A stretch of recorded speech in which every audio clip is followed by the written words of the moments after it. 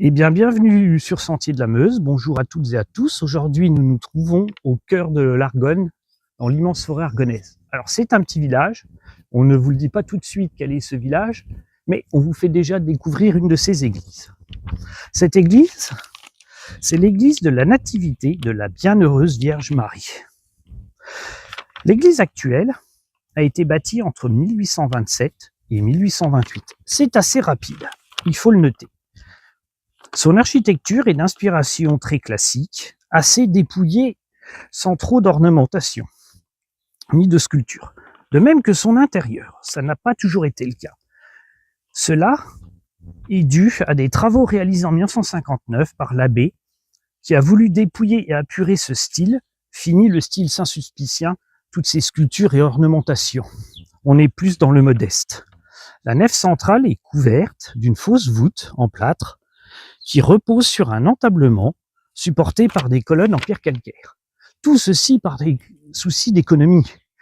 On n'a pas fait une voûte traditionnelle.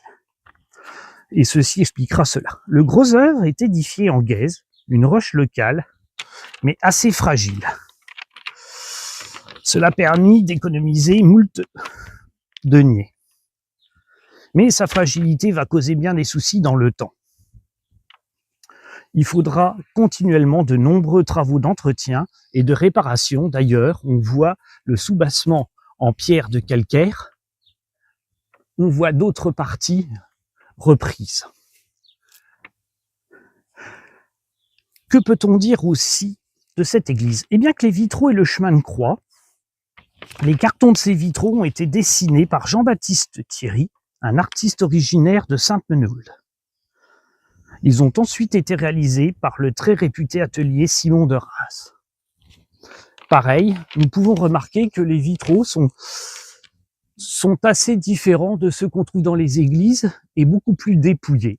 Tout ceci en harmonie avec le style de cette belle église. Et bien voilà, nous poursuivrons tout doucement, après la découverte de l'ensemble de l'édifice, la visite au cœur de ce village. Et il y a tant de choses à dire. Vous allez être surpris. À tout de suite sur Sentier de la Meuse. Je vous laisse admirer le clocher,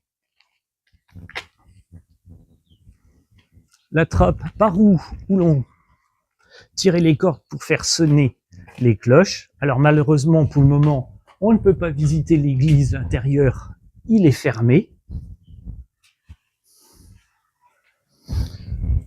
Eh bien tout de suite